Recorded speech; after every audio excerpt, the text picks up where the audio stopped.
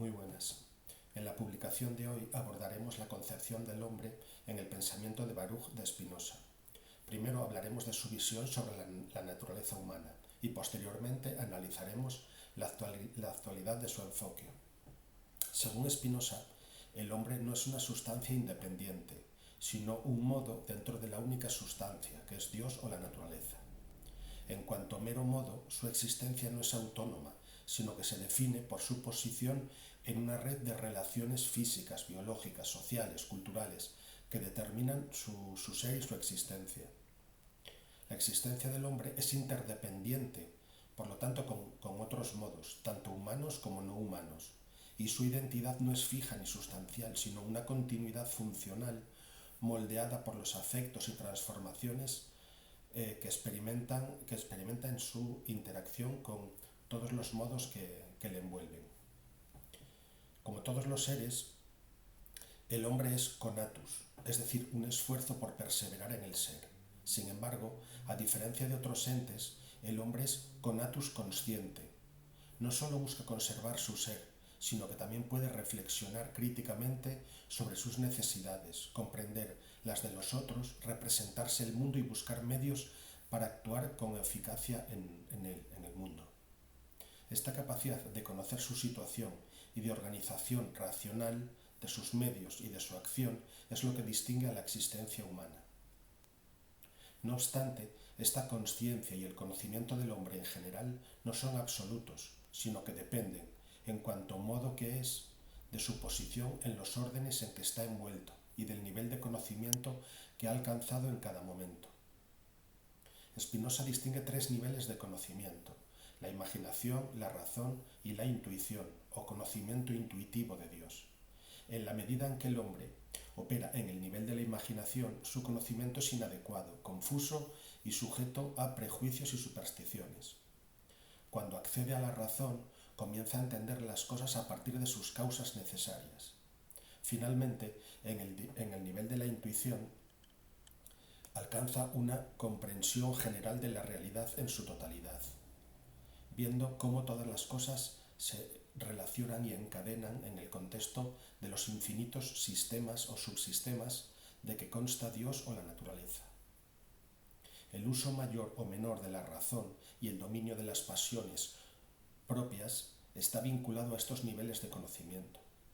Cuando el hombre solo usa la imaginación, es arrastrado por sus afectos y deseos, quedando a merced de las circunstancias externas. En cambio, cuando alcanza el nivel de conocimiento de la razón e intuición, puede moderar sus pasiones y resistir las ajenas, evaluar su posición en el mundo y comprender sus límites y sus posibilidades.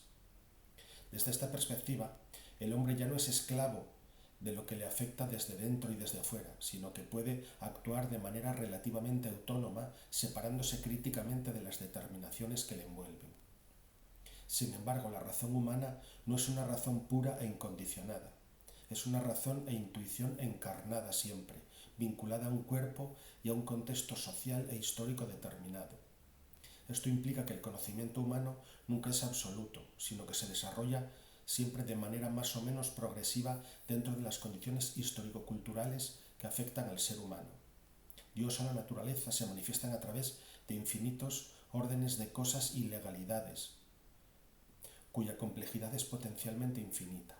Por ello, el ser humano tiene la capacidad de expandir su potencia de acción, pero siempre dentro de los límites impuestos por su propia corporeidad y su propia finitud y la vastedad infinita del universo, que es una expresión de Dios. En este sentido, la libertad humana no se define ni puede definirse como libre albedrío absoluto, sino como la capacidad de actuar conforme al grado de razón alcanzado y la posición, y respecto de la posición, dialécticamente, comprendiendo y utilizando la necesidad y determinaciones a nuestro favor, en la medida siempre de las posibilidades de nuestra posición en los órdenes ontológicos que nos envuelven. La libertad humana siempre es relativa y solo se logra dentro de una sociedad organizada racionalmente, donde las leyes y la cooperación permiten el desarrollo relativo de la ciencia, la técnica y las instituciones, para canalizar las leyes y legalidades envolventes en beneficio de nuestra seguridad y libertad. Desde esta perspectiva, asimismo, la felicidad humana, según Spinoza, no es un estado fijo, sino un proceso continuo de expansión del conocimiento y de la capacidad de obrar racionalmente. Esta capacidad solo se puede alcanzar dentro de una sociedad que fomente la razón y garantice la seguridad. Sin embargo, dado que las personas suelen ser guiadas por las pasiones más que por la razón, el Estado debe intervenir siempre para mantener la cohesión social, incluso recurriendo al engaño para orientar los afectos hacia el amor por el bien común, lo que asegura la estabilidad y fortaleza del Estado. Un ejemplo de esto es cuando Spinoza menciona que para mantener la unidad social el Estado puede necesitar utilizar la religión de manera estratégica para fomentar el amor por la comunidad, aunque esto no implique una verdad absoluta. Para terminar, haremos algunos corolarios interesantes de esta antropología de Spinoza que dan cuenta de su actualidad. Uno de los aspectos más interesantes es el carácter materialista de esta idea de hombre, puesto que, dado que el hombre es solo un modo de la sustancia, existe una interdependencia estructural con la naturaleza material, las instituciones y el entorno social y cultural. El hombre solo puede desarrollarse en pueblos y estados que dependen de todo tipo de recursos y enfrentados siempre a todo tipo de contradicciones y amenazas. Precisamente por esta interdependencia radical que tiene respecto de otros modos y otros sistemas modales. La idea de hombre en Spinoza tiene un carácter además histórico. En cuanto el hombre es solo un modo, su racionalidad es siempre una racionalidad o una razón histórico-cultural, condicionada por el contexto en el que surge y enfrentada a otras formas de racionalidad propias de distintos sujetos y culturas. Además, en Spinoza no hay atisbo de relativismo, ya que algunas formas de racionalidad y producción del conocimiento son más potentes que otras. Estas se imponen en su capacidad de adaptarse a la naturaleza y a la dinámica de los estados, en su conatus por perseverar en el ser y aumentar su potencia de obrar. Por lo tanto, las distintas racionalidades no tienen el mismo valor, sino que su valor se mide en función de su capacidad para perseverar en el ser y aumentar la potencia de obrar.